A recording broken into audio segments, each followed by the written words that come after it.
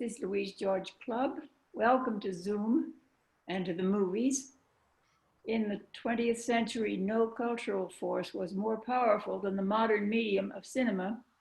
And in the use of that medium, no country in the world more influential than the United States. At Berkeley, the Department of Film Studies and Media, comprising scholars of various fields, is distinguished for its intellectual range. And Learning in Retirement had planned a series of lectures on salient aesthetic and social aspects of American movies, genre, directors, stars, audiences. That series must remain a hope for a better time after we can meet in person. The pandemic has changed all plans and programs so that today, Learning in Retirement offers a version of what should have been the first lecture in the series. Adjunct Professor Russell Merritt is a multifaceted expert, the ideal lecturer to open the view of the huge phenomenon of American film. He has been teaching film history for many years at the Film Studies and Media Department at Berkeley. He has written 2 books with J.B. Kaufman on Walt Disney's early films, the award-winning Walt in Wonderland, 1993, and Walt Disney's Silly Symphonies, 2016, and has authored numerous articles on D.W. Griffith, Sergei Eisenstein, international animation, and early film. For his work on silent film, he has been awarded the Jean Mitry Award by the Pordenone Silent Film Festival and a Lifetime Achievement Award by the Denver Silent Film Festival. Professor Merritt also produces and directs the Great Nickelodeon Show, a recreation of a turn-of-the-century Nickelodeon program that has been performed at the TCM Film Festival, Telluride Film Festival, Le Giornate del Cinema Muto, the Los Angeles Film Festival, and other venues. His lecture today is the last time that I will organize one, as I step down after 10 years on the Learning and Retirement Committee. But it may be the first stage of a trip to the movies that we'll hope to see continued in a happier time. I turn it over now to Professor Merritt. Thank you very much, Louise. Let me get to my share screen and we can start. Now, first of all, I wanted to thank Louise and Chris and Don for inviting me. This is a great honor. And I also want to thank all of you for taking a chance on this. The post office has this motto that neither snow nor rain nor gloom of night will prevent them. I think the faculty has an even better one. Neither smoke nor heat can keep you from an academic lecture. And for that, I'm grateful. So I've called my talk taking how movies coped when the wrong people went to see them. And so what I'll be doing is explaining who those wrong people were and how the film industry worked to set matters right. The industry I have in mind is the one that was being created in the early years of the 20th century, before there were feature films, before movie palaces, before Hollywood. More precisely, I'll be discussing movies in the years between 1905 and 1912, when movies were the domain of the Nickelodeon, a theater called the Nickelodeon. That Nickelodeon theater is of interest, I think, not just because it was the first theater specifically designed to show movies, but because the strategies the operators used to cultivate their audiences have proven so influential and explain how conceptions of audience helped drive the kinds of movies that the burgeoning studios produced. So first, what was a Nickelodeon? And how did it create a setting for film exhibition? There were about 10,000 of them in all. No 2 of them were alike. They ranged from the elegant to the flea pit. As often as not, the Nickelodeon was a makeshift showplace, a converted dance hall, a restaurant, a pawn shop, or a cigar store made over to look like a vaudeville emporium. In San Francisco, the Nasser brothers created the Nickelodeon that you're looking at now from a family grocery store on 18th and Collingwood. This Nickelodeon was made from a livery stable. Or it could be a variety theater that simply decided to add movies to the live acts. For 10 cents or more, Nickelodeons were seldom a nickel. The early moviegoer went inside and saw a miscellany of short adventure, comedy, or fantasy films that lasted about 45 minutes or an hour. What movies to show, what live acts to put in between, and how to arrange them all were decisions left to the individual theater owner, who generally improvised like mad. When San Francisco's DJ Grauman showed Méliès a trip to the moon at his unique theater, he had actors stand behind the screen to give the movie dialogue and narration. In Oakland, the manager of the Hippodrome stood on the balcony with a megaphone to wave in customers. Then there was the revolving billboard on top of the Unique, a theater down on Market Street in San Francisco. So movies were always the main attraction, but enterprising managers followed the formula created by William Fox and Marcus Lowe in 1906 and enhanced their programs with sing-alongs, cheap vaudeville acts, and illustrated lectures. So now we're inside the Nickelodeon. The first thing that would happen is you'd be given a greeting. And then you were expected to sing a song. A singer, sometimes a professional, occasionally the composer himself, would first sing the song alone, accompanied by custom-made, hand-colored magic lantern slides like these. The song was usually a popular ballad of the day.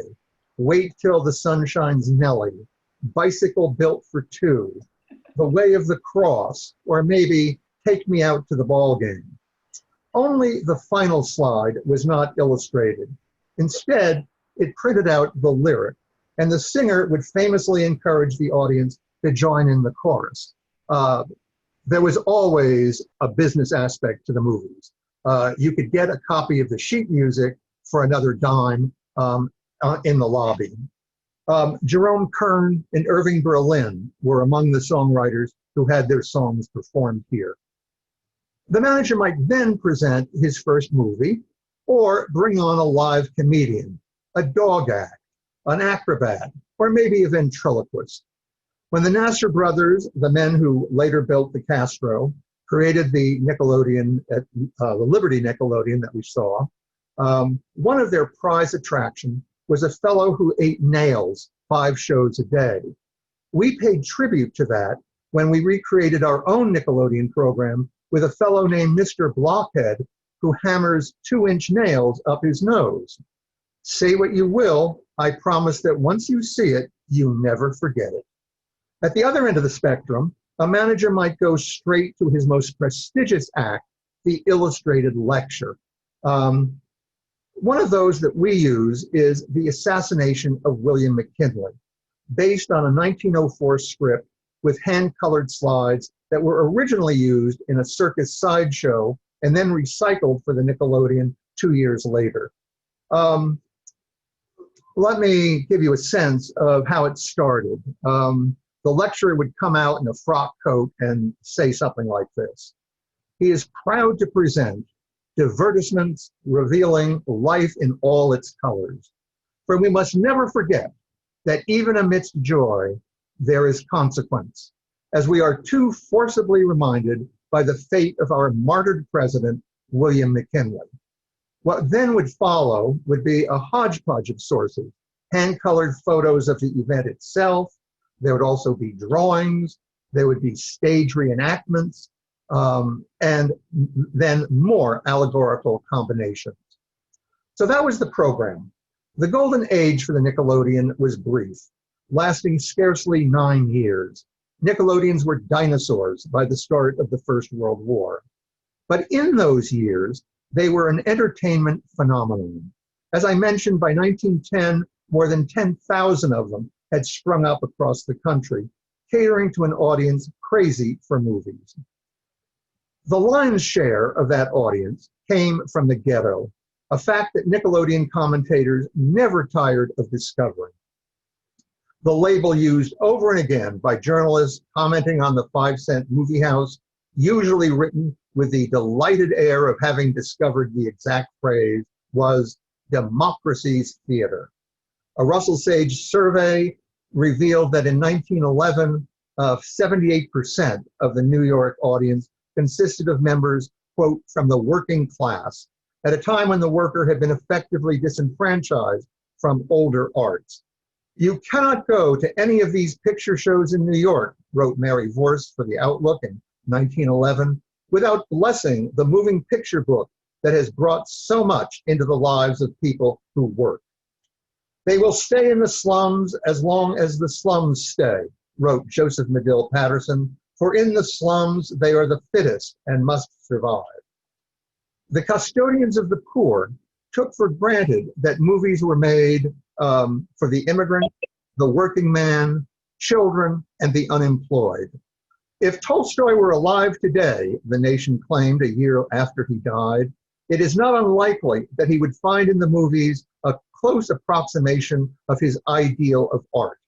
The Russians' ultimate test of a work of art was to appeal to the untutored but unspoiled peasant, the man who today is the Nickel Theater's most faithful customer.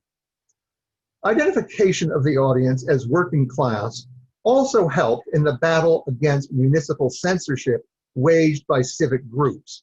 In other words, by identifying it as a working class entertainment, the defenders of movies could call the efforts at censoring it class legislation.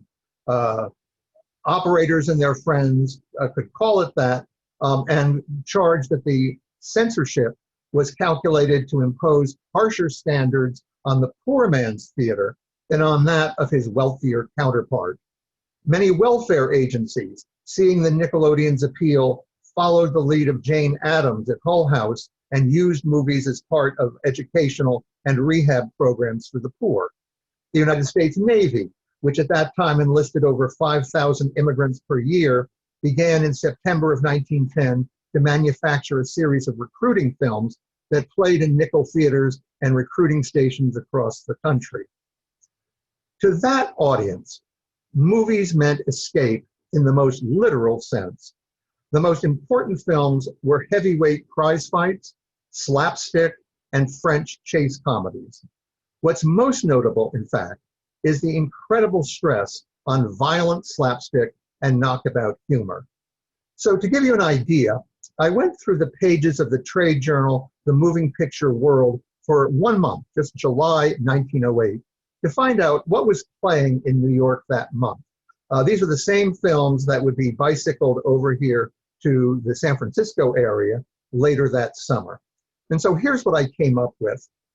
Like most movies from the period, these particular films are all lost. But to give you something of the flavor, I've put together scenes from other films of the time that work in the same style. And here's what they look like. So here we go. Thevitagraph's When Casey Joined the Lodge, reviewed on the 4th of July, 1908, features 2 Irishmen at a lodge initiation fighting each other with bricks and tossing sticks of dynamite under lodge members, also under cops and innocent bystanders. 2 weeks later, Thevitagraph followed up with A Policeman's Dream, in which 2 boys awakened a daydreaming patrolman by setting him on fire. Neither the cop nor the boys are beaten, which is an exceptional outcome. In other comedies for July, a political candidate has dirt and paste thrown over him, then his wife beats him. Partygoers fall into a young man's room when a floor caves in and they are beaten. A gentleman, quote, endeavoring to be polite to all mankind, and, quote, keeps bumping into things and receives many an unkind block and boost for his troubles. And then there were the actualities, the name given to documentaries at the turn of the century.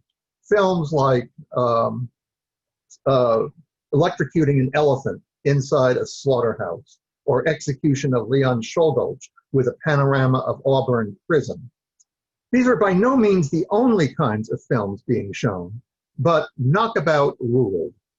Just as striking, at least for me, is how little, aside from the violence, they reveal about actual American life. Later historians would claim that such films worked as part of the immigrants' acculturation to American society, but in reality, few movies of that period directly performed any such task. In fact, most of these films were produced in France, as were two of the three films we've been watching. They were the exports of the Pathé Frères company, who single-handedly released more movies in the United States than all the major American companies combined. Or they were trick films produced by Georges Méliès, or slapstick and travelogues from Gaumont and Lumière. In short, films were being offered as spectacle, and that induced the onlooker to marvel at the unnatural, whether in the form of a slapstick chase, a comic dream, a wondrous adventure, or a historic disaster. Those who saw them did not learn much. It was rather the act of going to the movies that mattered most. But how did all this change? How did we get from this working class theater, supported and paid for by the working class, to the broader, more affluent white-collar trade? How did theater operators finally attract that middle-class audience originally so reluctant to peer inside early movie houses? Usually, we're told, it didn't happen until the First World War, when feature films arrived with movie stars like Charlie Chaplin, Douglas Fairbanks, and William S. Hart, and the Nickelodeon was abandoned in favor of larger theaters and finally the movie palace.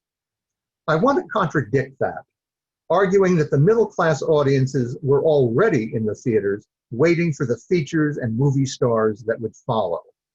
The seduction of the affluent occurred, I'm going to argue, in the preceding years, our years between 1905 and 1912, in precisely that theater supposedly reserved for the blue-collar worker.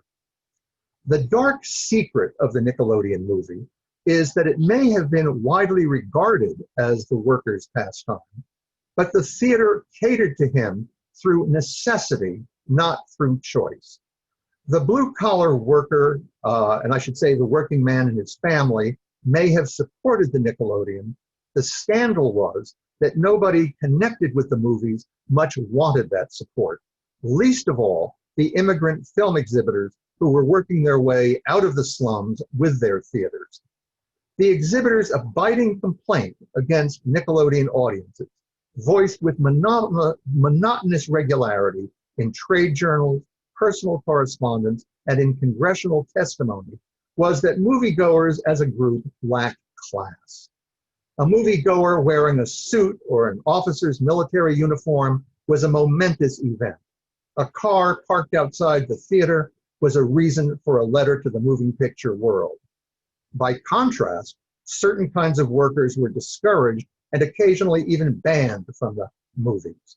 An extreme example is the case of the Shantytown Nickelodeons at the Portsmouth and Charleston naval shipyards that favored military officers with reduced admission prices while they refused admittance to enlisted men. Writing sympathetically of this policy, a trade editor reasoned, "One way to keep trouble out of a theater is not to admit it in the first place. The roughhouse germ is present to a greater or lesser extent in every squad of sailors. The manager has reason to know in advance whether they are friend or foe, and therefore one cannot blame a manager in Portsmouth or any other place for using his discretionary powers, whether it involves the livery of Uncle Sam or Johnny Bull or anybody else."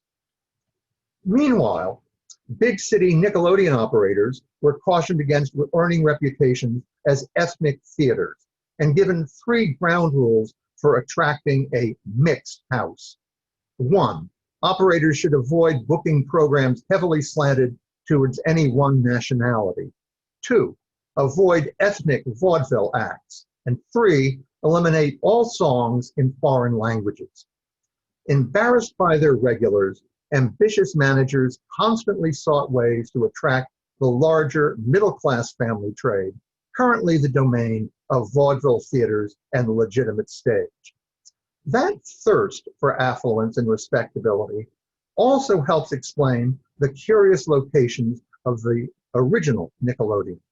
Even when they were working class entertainments, the most important Nickelodeons were seldom built in the workers' community or their shopping areas.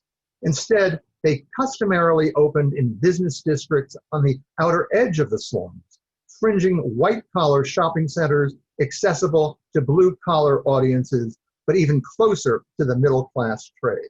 So let's come down a level of abstraction and take a look at Manhattan, home to somewhere between 200 and 300 Nickelodeons in a city of nearly 5 million souls.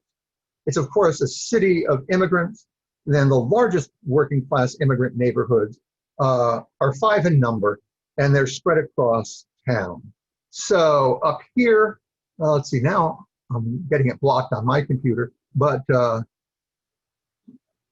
if you can see where I have East Harlem, now a Jewish community in 1910, and it's the busiest vaudeville theater and business center in New York City. In 1910, it's predominantly Jewish, as I say, somewhat upscale, and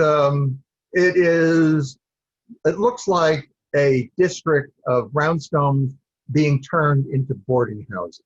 So now we can go somewhat lower than that, and this is Yorkville. Yorkville is a immigrant mashup. This is where Germans, Irish, Jews live together. Most famously, it is where the Marx Brothers were born and where they were raised. Then we cross to the west side, and here is San Juan Hill. If you had a notion that Harlem is an African-American neighborhood, not quite yet. American blacks are still living in San Juan Hill amidst ramshackle kinds of wooden and brick tenement houses. They're not going to start to move until about this year, about 1909, 1910. And right below is the very well-named Hell's Kitchen, mostly Irish. Very, as I say, very well-named. As the name implies, it's a hellish place. Near the Hudson River, where canneries, slaughterhouses, and distilleries dump their waste. Some of you may know of Richard Rogers' Slaughter on 10th Avenue. Here's where the slaughter takes place. It's also where Taxi Driver is taking place. So those are 4 of the 5, but far and away the largest of these neighborhoods and the most intensely populated was the Lower East Side, the melting pot at its most intense, defined by its ethnic conclaves. So let's take a closer look. Here is where we're told the lion's share of the movie audiences come from. So where are the Nickelodeons? How about Hester Street? Say Rivington Street, or say even Delancey. This is where you'd expect the Nickelodeons, a thriving theater neighborhood, usually to be found up around East Houston. This is where the Yiddish theater is centered, sometimes called the Jewish Rialto. It's where George and Ira Gershwin get their start. And if you've heard of Paul Muni, famous for I'm a Fugitive from a Chain Gang and a lot more films, this is where he gets his start. But the only thing is, though you find these Yiddish theaters, you don't find a Yiddish Nickelodeon or Nickelodeons of any kind. Well, then how about the Bowery down here?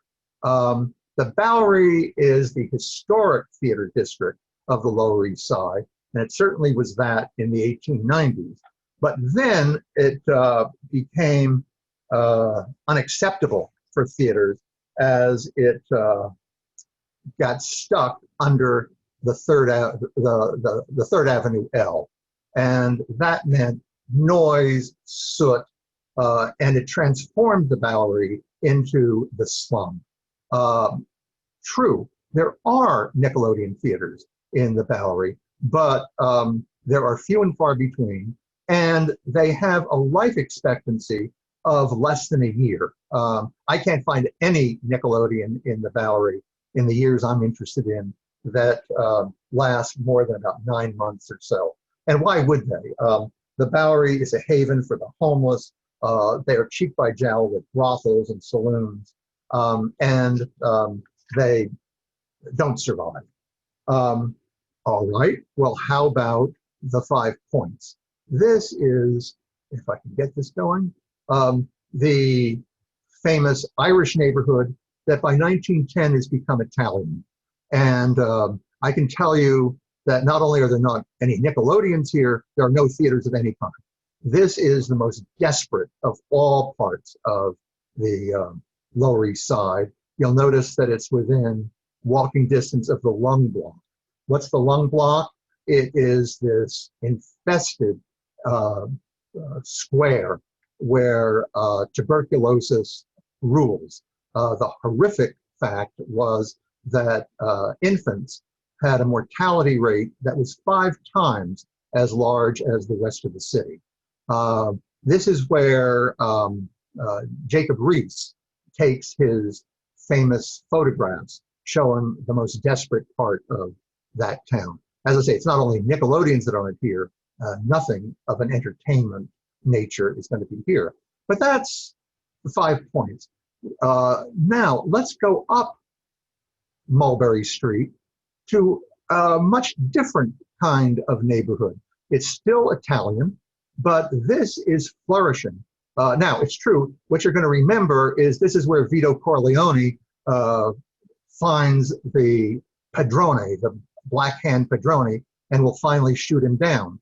But notice it's in the midst of a religious public ceremony. There are shops galore, there are entertainments galore, and it is a thriving neighborhood. It is where you can find Italian dance halls, amateur bands, and small opera houses. But what you can't find are Nickelodeons. And then finally, to go through this non-tour, there is Chinatown, maybe the most intriguing of all these neighborhoods. It is, of course, it's the one and only non-white quarter in the entire neighborhood. And it's the one that comes closest to turning their hood into a tourist attraction. That was largely a survival strategy, one that San Francisco followed as it's being pinched by the Jewish and Italian neighborhoods around, and also by the 1882 Exclusion Act that had disenfranchised them. They had no political clout. So in response, the Chinese played off the stereotypes of being the other by turning Chinatown into an entertainment zone. So starting in the 1890s, we have these large pseudo-Chinese restaurants that are apparently designed after the real thing in China, nothing of the kind. And that gets followed by a buildup of theaters and other entertainments that are catering towards the tourist trade. The district becomes famous for its saloons, its beer gardens, and nightclubs aimed at the outsiders. Al Jolson started here as a singing waiter, and before he became a composer and a song plugger, Irving Berlin became another singing waiter all around town. Off here, just behind Carol's image, is where Irving Berlin lived. So it was a short walk to where he worked. Those of you who've heard of Jimmy Durante may be interested, or maybe not, that he started his career playing ragtime piano in Chinatown Nickelodeons and brothels. So lots of diverse entertainment for visitors to Chinatown. I'm going to pass over all those shadow puppets and other marionettes that became associated with this neighborhood.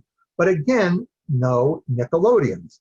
So this is where the audience was, in that big circle we call the Lower East Side. Well, if the Nickelodeons aren't here, where are they? And the answer is up here, around 14th Street, around Union Square. That's up to 2 miles away from the, uh, the ghetto. Or if you could afford it, it's up to 7 subway stops on the IRT. With the decay of the Bowery, this was the nearest theater district available, hoping to muscle in where vaudeville theaters and dime museums had established themselves. Let's take a closer look at Union Square. If you were living in this neighborhood, so here's 14th Street, of course, here's Union Square. Let's suppose you're living in Gramercy Park up here, or Stuyvesant Park, or even Thompson Square, Washington Square, or Astor Place. You're not walking 2 miles to see a movie. There are more or less around the block, right about here. In fact, that's where I all were. You can also be seeing yourself as part of an upscale neighborhood, or at least a gentrified neighborhood. Just to cut to the chase, there are 3 icons that might give you an indication. First, there's Luchow's Restaurant. That's a famous German restaurant, very elegant, very pricey. We see Macy's just getting started here, but even more impressive is Arnold Constable Emporium, this enormous block square of shopping. It's the trigger for the Ladies' Mile. Or just below that, you see Tony Pastor's, the most famous vaudeville theater in the United States. It's where so many stars get their start, including Buster Keaton and his family. And what else do we have? I think that should hold us for the time being. And as I say, this is where the movies are. And so on 14th Street, just in this 2-block area, there are as many as 9, by my count, Nickelodeon theaters. And they are in some ways a factor that 14th Street was losing some of its luster that it had in the 19th century. But it provided the perfect demographic for the Nickelodeon. Like 125th Street in East Harlem and Broadway from 14th Street to Herald Square, Union Square had an outcropping of working class customers on the very far east side and the very far west side, but it was in a neighborhood dominated by white collar workers. So the picture houses got better, leasing, or I shouldn't say they got better, they got busy, leasing small time theaters and converting them into movie houses. So this, for example, is where Adolf Zucker started his movie chain with the automatic vaudeville. He eventually, of course, creates Paramount Pictures, but he has his first theater here that he opens in 1906. Don't be misled by the title or the price. For a penny, you only got to see a peep show, one of those machines you look through while cranking it yourself. That was the vaudeville part. But if you see that smaller sign under automatic vaudeville, you'll notice Crystal Hall. That was where you got to see the movies. For that, you went upstairs and you paid a dime to see a series of short 15, 20-minute films. Well, here's a wider view of it. And again, let's see if I can get this. You see where this little tiny sign is? I'd like to say it's neon. We haven't had neon lights yet. These are floating light bulbs around a sign that says moving pictures. And notice that it's next to another Nickelodeon theater, the Comedy Theater. So down the block, B.F. Keith's Union Square Theater, soon to become the Bijou Dream. This is what that looks like. B.F. Keith is another important name in film history, or at least in exhibition history. He is the K in RKO.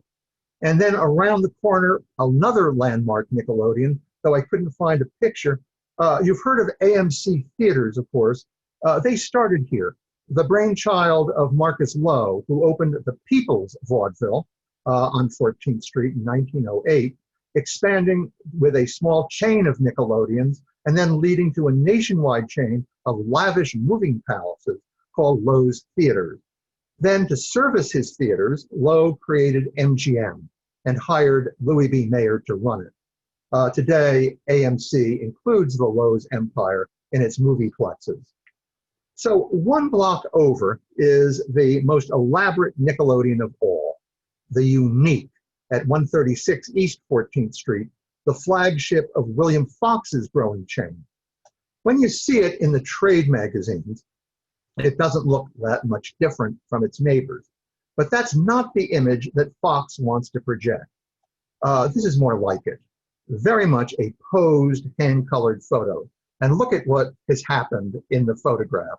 You have men all dressed in suits, dressed to the nines, and then you have a mother with her child, followed by another woman, and they're going into a box office structure that is a makeover of a confessional.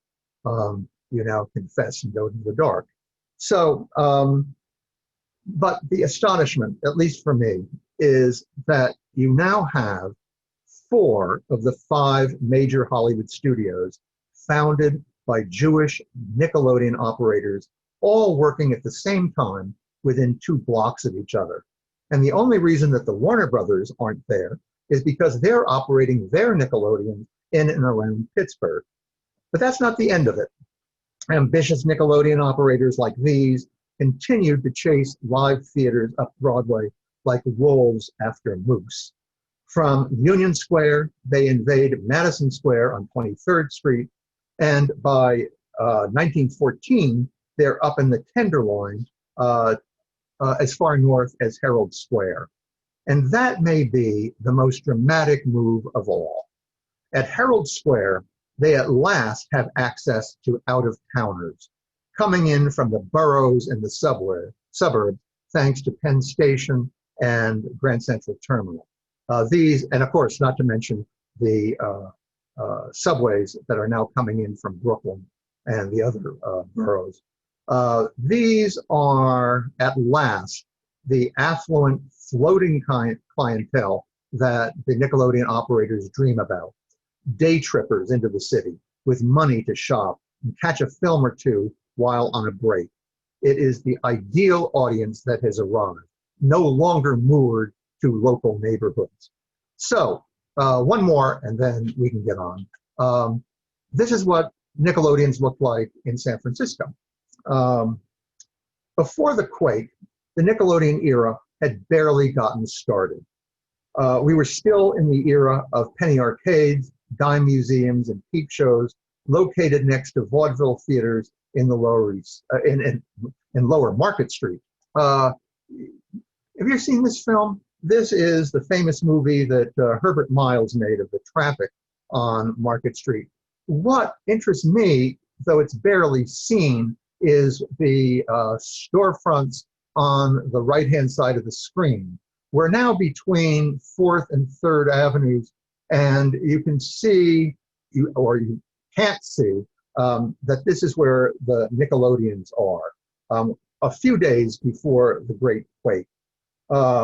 And among them, here on the right, is the city's first movie theater, Will Firth's Cineograph. Across the street, by the way, is on the Phelan building, is a peep show arcade run by Peter Bacigalupi. But here's a better view. This is the same turf. And what we're looking at is, of course, the Sanborn 4-story building. And that is the Cineograph right next to it, if I can keep my hands from shivering. And yet another Nickelodeon next to that. Here is, as far as I can tell, the first advertisement in San Francisco ever made for a movie theater, the Cineograph Parlor. Now, you can get an even better view. Let's see, what did I do? Okay, let's go back and do this. This is taken, of course, during the fire. And although it's blurry, we're still at the Sanford building. And there you can see the Cineograph next to it. But now you can see this little fancy dome on top. You can't see the unique theater. There's the dome. You cannot see the unique theater because the Cineograph is hogging the view, blocking out what is in recess next door. But you can see the Puritan Nickelodeon, which is that white structure. They're all going to be burned to the ground. And as firefighters fight the flames, you get the sense that, like everything else, Nickelodeons will never return. The earthquake and fire wiped the slate clean. And so the theaters are built afresh. And this, I thought, was instructive. Where do they move to? They're getting rebuilt, not on Market Street, but their first impulse is to build on Fillmore in the Western Addition, neighborhood that has been spared the earthquake and the fire. This was a blue-collar neighborhood where immigrant and migrant groups predominated. Fillmore and McAllister streets are lined with Jewish-owned restaurants, bakeries, shops, and kosher markets. It's also where the Chutes is about to reopen, this enormous Coney Island amusement park concentrated on a single square block. And this then is where the first post-earthquake Nickelodeons get started, right after the fire. But it doesn't work. This may have been a working class neighborhood, but there are no legitimate or vaudeville theaters built for the movies to lean on, nor are there any affluent professional neighborhoods in the vicinity. The Chutes fail, and so do the Nickelodeons. So only after that do the Nickelodeons return to Market Street in that red area that I mentioned, again, between 4th and 3rd, and this is where they can thrive. Some 9 Nickelodeons by my count, run by the movers and shakers of the trade. Here's where the Portola Theater is built, arguably the largest Nickelodeon in the city. It's also where the San Francisco's only Nickelodeon to survive is located. You can visit it today. It was originally called Mayo's Biograph. Today, you get to see another kind of entertainment. Around the corner on Powell Street, there was the Edison Theater. That too survived up until the 70s when it became the Powell Street Theater, ending up as a gay porn theater. Now, as far as the industry is concerned, the problem is how to lure that affluent family trade, so near and yet so far. The answer, at times conscious, but more frequently an intuitive matter of convenience, was through the new American woman and her children. If few professional men would as yet by 1910 consider taking their families to a Nickelodeon, the woman on a shopping break or children out from school provided the ideal lifeline to the affluent bourgeoisie. Statistically, women and children numbered only 30% of New York audiences, even less than that during performances after 8 o'clock. But they commanded the special attention of both the industry and its censors. In a trade hungry for respectability, the middle-class woman was respectability incarnate. Her very presence in the theater refuted the vituperative accusations lodged against the common show's corrupting vulgarity. Theaters spared few efforts to woo her. It's not just a matter of mirrors in the lobby. Soon after Boston's theater premiere established the policy of giving free admission tickets to women for pre-noon shows, the Olympic Theater across the street reacted by charging women and children half fare at all screenings, and thereby set the precedent that virtually all the major Boston Nickelodeons adopted. By the end of 1910, women and children were charged half fare in all of Philadelphia's Nickelodeons, while with growing frequency, exhibitors' complaints about the movies took the form of gallant defenses of the females' tender sensibilities. What they did not do or rather conspicuously refused to do, is sell the movie theater as a place for dating. This was family entertainment, not a place to cuddle in the dark. Not that anybody was fooled. For instance, songs about the Nickelodeon were all about what you could get away with in the dark. As one song put it, at the 10-cent movie show where all the lights are turned down low, oh, what heaven, oh, what bliss, not a kiss would Johnny miss. When the lights went up, uh-oh, just like an angel sat up Flo. But when the two of them were going, they had everybody rowing at the 10-cent movie show. There was even blowback. You're going to spend a nickel on me for a date? So Nickelodeons as a passion pit. As Professor Nesbitt would say, calling Dr. Freud, the dark side of luring women into a theater that was striving to be respectable became the industry's repressed id. There were other tensions as well. The pressure to keep movies popular was offset by pressure to keep them respectable. Film producers drew heavily on the literary lions: Émile Zola, Poe, Tolstoy, Dumas, Hugo, Twain, Shakespeare. They were all mined for source material.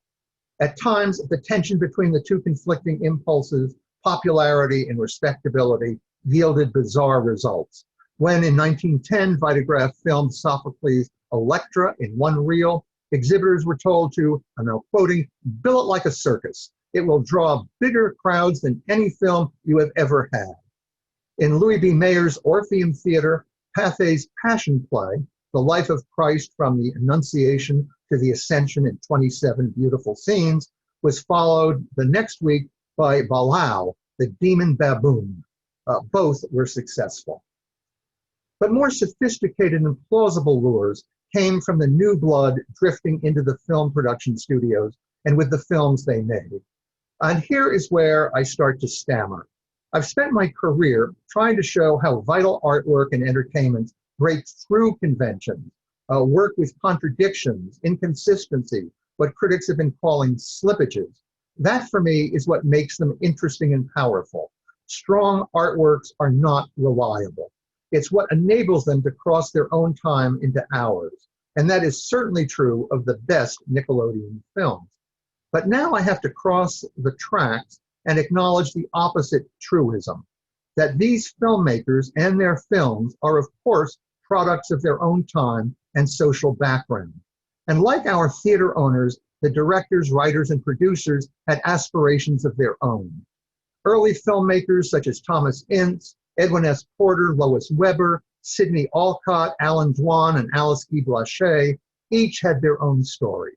But for all their differences, they were all bourgeois Gentiles, virtually all of them theater folk. True, several of them were immigrants, but from Canada, the UK, and France, rather than from Eastern Europe, comfortably living on a family income ranging from $800 to $1,000 a month, when the national average was under $600 per year. The most important and influential of these directors, D.W. Griffith from Louisville, Kentucky, made as much as $37,000 a year. That's somewhere between what New York's Chief Justice made and what the United States, the President of the United States earned.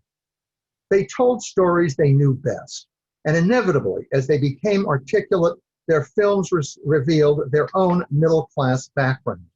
The genres they created and adapted for the movies, the Western, the detective drama, Civil War romances, family comedies, crime films, and the infinitude of literary adaptations, all were calculated to appeal to the family trade. Their perpetual quest for acceptance among their own kind provided special pressure to return to formulas and characters approved by the guardians of popular culture. Few, if any, films stressed ethnic ties. Few chronicled adventures of immigrants, their arrival in the New World, life in tenements, or until Griffith appeared, working conditions in shops or factories. No one with prominent ethnic features was permitted in leading roles.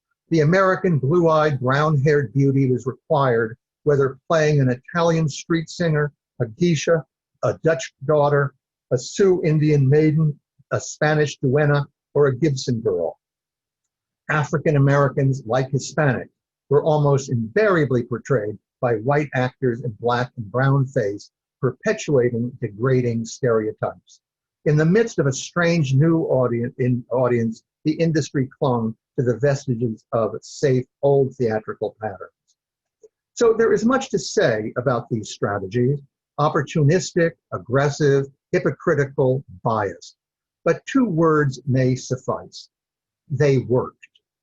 We've seen since then how Hollywood has coped to keep those audiences and build on them through assorted crises. Competition from radio, the coming of sound, the Great Depression, competition from television, the divorcement decrees, and now, of course, the COVID-19 epidemic. But what I hope that I was trying to show today is how Nickelodeons created that core audience and shaped it, enabling Hollywood to build and survive. Well, thank you very much. Thank you, Russell. This is Chris again. I'm going to give the, Donald should be unmuted now, and if people want to use the chat box to send questions, that would be great.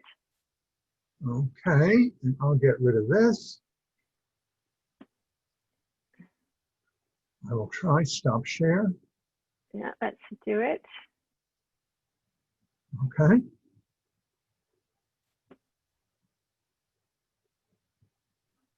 Okay. I'll try it again. Well, let's see if we can do it another way. Huh. Come on. Oh, that will do it. Here we go. Here we go. Thanks. There we go. Thank you very much. Now, I'm muted. I'm not muted anymore, right? You can hear me. Thank you very much, Russell, for that very interesting talk, to hear about all these early, state of the early cities, and to hear the names like Jimmy Durante and so on from my childhood. To know about their starting points. So I have, let's see, we've got the first question here. So we have Diane asking, I was wondering if any African-American actors snuck in under the blackface makeup. They did, but only in supporting it in minor roles. This era cannot provide much comfort to African-American performers. The first Black directors don't get started until somewhat later. Now, this is a lily white industry. Okay.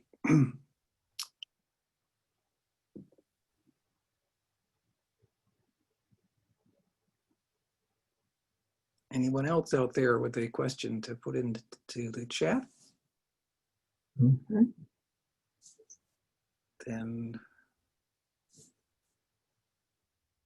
I guess we should try to open it up, Chris.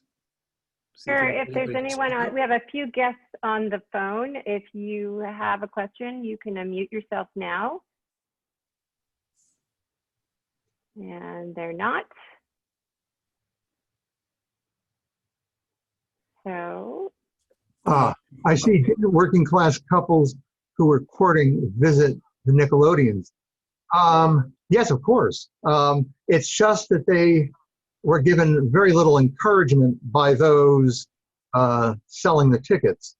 That, as I say, the whole idea of movies as a site for romance is something that was another one of the dark secrets of trying to build that audience.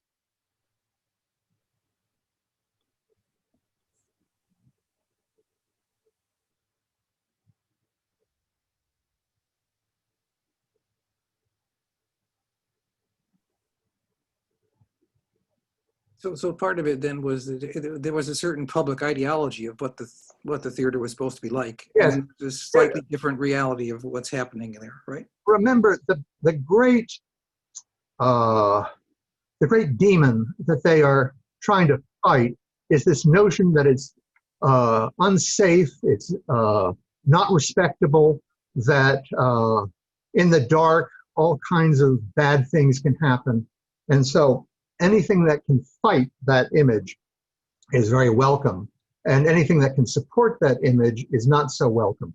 What I get interested in is that I showed you the sheet music that is more or less revealing what would later be revealed about drive-in movies. Remember, drive-in theaters had the same kind of fear, that it was sold as a family entertainment where mom and dad could bring the kids and they could all have a good time. The idea that it was a passion pit is something that did not strike them. Well, that's pretty much the same with the Nickelodeons. But what is interesting is that these songs that revealed other aspects were likely the kinds of songs that would be sung in the Nickelodeon theater. And I've never read anything to try to untangle that contradiction. Mhm. Okay, we have a few more questions now. Thank you, folks. When did Arthur Michaud arrive, and what was his impact on the theater and African-American actors? He makes his reputation at the point that Birth of a Nation is enjoying its greatest popularity. And this was one of the great frustrations. He, of course, was wonderfully welcome within Black communities, but consider it from that point of view. It was very difficult for an African-American filmmaker, and it included Oscar Michaud, to get any playtime in a mainstream movie theater. These would be shown, his most famous films, in Black neighborhoods, but not much beyond that. Okay, and a question again from Diana. What were middle-class audiences so desirable, not just because of respectability, but also because they had more disposable income and would keep having that disposable income? We are talking about the movies. Right. Of course, yes. As I say, whenever they could get away with it, the Nickelodeon operators would advertise a nickel and then charge a dime. And that would go up and up. So that by the time the era was finished, they could advertise, yes, I will charge you 25 cents to get into my theater, but you'll get a better class of live vaudeville acts, and the movies will be more upscale. So by 1913, 1914, at about the point that they are competing with movie palaces, they're going up to about a quarter. And that's, of course, being driven by white-collar audiences. So speaking of disposable income, when did they start having the snack bars in the theaters? That's my, I can't say it's my favorite trivia question as a connoisseur of trivia, but I have to tell you that that's way up there. Do you know what the first snack was in a movie theater? It was peanuts. You'd buy a bag of peanuts, and I love this, that the bag of peanuts would cost you as much as the movie. And from there would be drinks. But that is another Nickelodeon innovation, that the more elaborate theaters would start having concession stands. And of course, once you got into a movie palace, that concession aspect became much larger. So the question, were the peep shows risque as we tend to think of them now? Not that I know of. I haven't seen any from this period. What they usually did was take a movie shot in 35 millimeter and then take maybe 10 seconds of it and chop it into individual frames and market that. So these would be reduced versions of what you'd see on a big screen. But there are whispers of porn or semi-porn films that, so for example, Billy Bitzer, who was Griffith's cameraman, remembers shooting some, what they called porn films. We would just say risque films, after hours. But that was mainly a European innovation.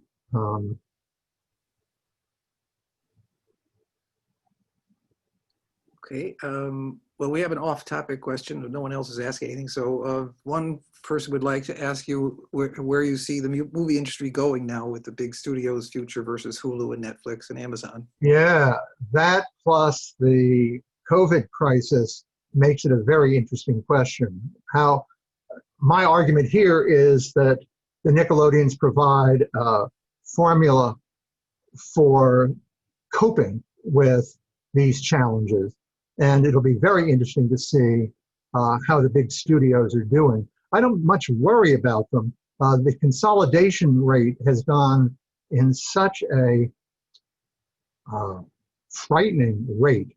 When Disney can take over 20th Century Fox and control that massive part of the industry, it does seem that one direction is to centralize production more than ever. But the thing about a industry that is getting larger and larger and with fewer and fewer outlets is that it makes possible cracks within the system. And so I notice, especially in the Bay Area, how independent productions, experimental films, are just thriving because they are no longer dependent upon theatrical exhibition. The film festivals are taking as big a hit as any mainstream theater.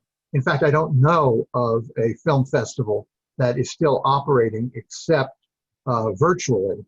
And but there have been more films shown in those virtual venues than ever before. And I'm most familiar with what's going on at the Giornate del Cinemuto in Pordenone and in our own San Francisco Silent Film Festival. And they're not having any difficulty at all in attracting audiences and attracting revenues. So, but again, I think it would be foolish to make predictions in such a volatile atmosphere. I worry, for example, about the Castro Theater, which, like the other theaters, has still got to pay bills and with no income. And so we may have a completely new landscape in what it means to go and see a movie in a theater. I do think that there will be fewer theaters available for us to go into. Okay, thank you. So once again, I'll ask if there's anyone who wants to make a question, deliver a question orally. If not, I want to thank Russell once again for this. And before we end, I also want to thank Louise George Clubb, who has put on some splendid programs over the last 10 years on art and music and history and politics and many, many fields. It's a real shame we couldn't get the whole film series in that she had planned as her hurrah performance. But as she said, maybe someday we can finish this series when in better times. So thank you, Louise, for your long service to the Retirement Center and to the LIR committee. And thank all of you for your attendance.